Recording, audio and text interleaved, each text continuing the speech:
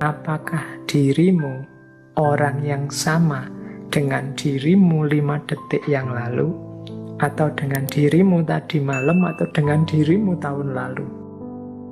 Saya misalnya, ini saya yang ngomong tadi 1 jaman yang lalu waktu buka ngaji, dengan saya sekarang di menit 1 jam lebih kajian ini masih orang yang sama atau sudah berubah? Ada perubahan enggak? Atau yo itu masih orang yang sama sih? Cara membuktikannya gimana kalau saya itu masih orang yang sama atau sudah berubah?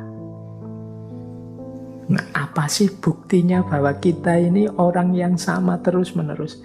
Kalau saya Faiz, ini Faiz yang sama dengan yang dulu ngaji filsafat di awal tahun 2013, apa sudah Faiz yang berbeda?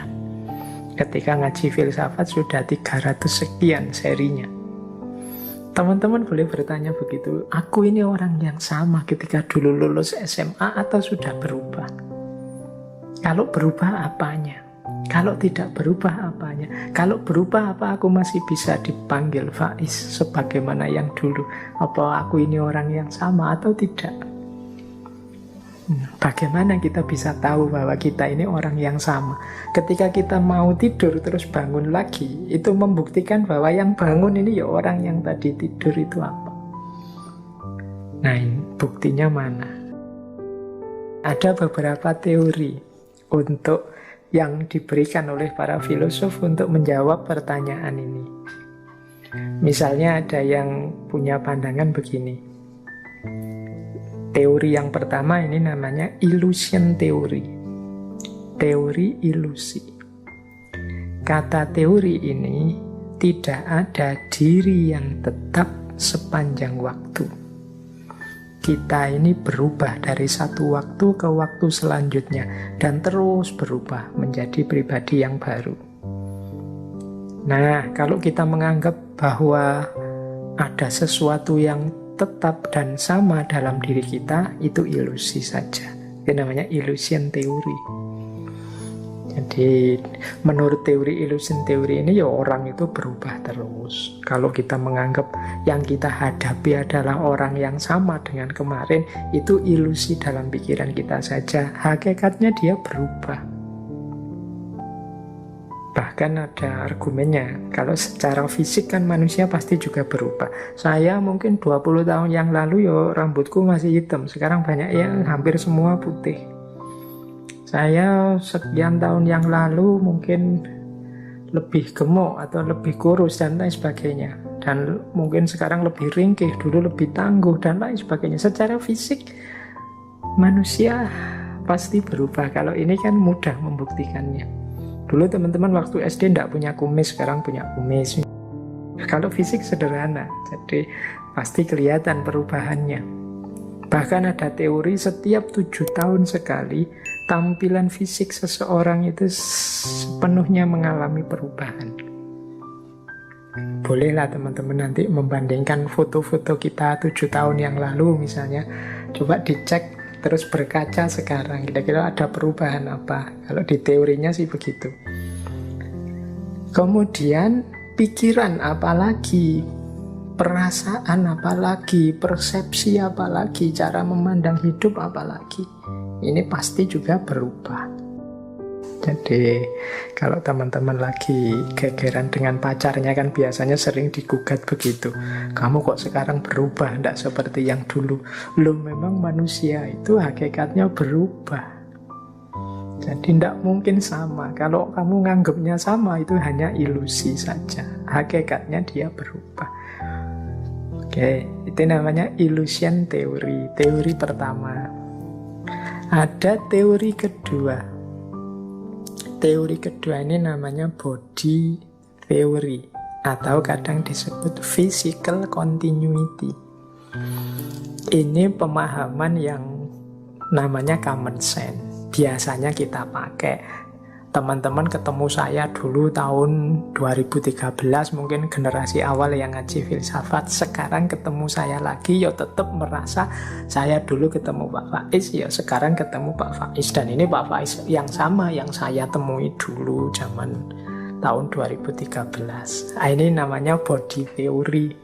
Jadi ketika kita berhadapan dengan sosok yang sama, meskipun mungkin fisiknya berubah, mungkin dulu saya gemuk misalnya, mungkin dulu kumis saya panjang, sekarang tak potong misalnya, itu kan berubah sebenarnya, tapi tetap kita sadari bahwa ini orang yang sama, Faiz yang sama. Meskipun sama sekali berubah, misalnya saya melakukan operasi plastik total misalnya, sehingga berubah sama sekali. Tapi kan kalau kita tahu ini Pak Faiz dulu ya memang operasi plastik saja, sekarang wajahnya berubah, tapi tetap aku nganggep ini Pak Faiz. Jadi asal aku berhadapan dengan sosok ini, apapun perubahannya ya tetap dia orang yang sama. Nah, ini teori kedua. Ada teori ketiga, namanya soul theory. Kalau ini kebalikannya yang tadi. Kalau yang tadi yang hakiki itu yang fisik, kalau ini yang jiwa. Jadi ini kalau kita sering melihatnya lahir dan batin. Kalau ini yang hakiki itu ya yang batin, yang jiwa. Jadi kalau fisik ini berubah-ubah nanti mati. Kalau jiwa itu yang hakiki. Justru mengenali seseorang itu ya jiwanya. Apa yang ada di balik yang fisik. Nah, ini menarik kalau disambungkan dengan teorinya Plato tentang ide. Yang hakiki itu yang ada di dunia ide, yang barang ada kenyataannya itu tidak hakiki, selalu tidak sempurna. Nah, berarti identitas kita itu sebenarnya identitas kejiwaan, identitas rohania. Kalau identitas fisik tidak bisa jadi pedoman. Mengapa sih tadi ketemu saya, meskipun wajahku berubah, teman-teman masih menganggap saya? Ya karena isinya, batinnya. Jadi karena batinnya masih Faiz yang dulu. Kalau tadi kan fisiknya meskipun berubah, tapi kan sosoknya masih tetap sosok yang itu. Tapi kalau ini enggak, bukan sosok, bukan fisiknya, tapi batinnya. Yang keempat, ada perspektif memori. Nah, ini tokohnya antara lain John Locke. Kata John Locke, ya manusia itu, identitas manusia itu ya bukan tubuhnya, bukan psikisnya, tapi memorinya, ingatannya. Jadi orang itu masih orang yang sama kalau isi ingatannya masih sama seperti sebelumnya. Misalnya ada orang yang amnesia total. Kalau di drama-drama itu kadang ada orang yang lupa sama sekali tentang dirinya. Kenapa? Karena penyakit tertentu. Nah, ketika orang lupa sama sekali tentang dirinya, ini kan hubungannya dengan memori. Kalau versinya John Locke ya bukan orang yang sama lagi. Kita tidak bisa memperlakukan dia seperti dia sebelumnya. Misalnya dia ini teman akrab kita sebelumnya. Bahkan kalau di drama-drama Korea itu ada yang sampai istrinya atau pasangannya.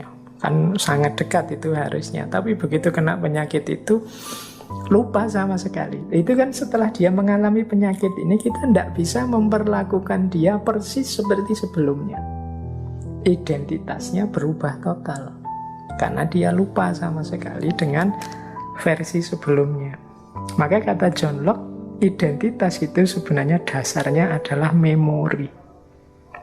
Siapa aku itu sebenarnya kita rumuskan dari ingatan kita selama ini. Nah, ini namanya memori teori. Jadi basis dari identitas kita adalah ingatan kita tentang siapa diri kita. Nah, ini tokohnya John Locke. Baik, berarti ada 4 perspektif tadi ya untuk bagaimana kita menegaskan siapa aku ini.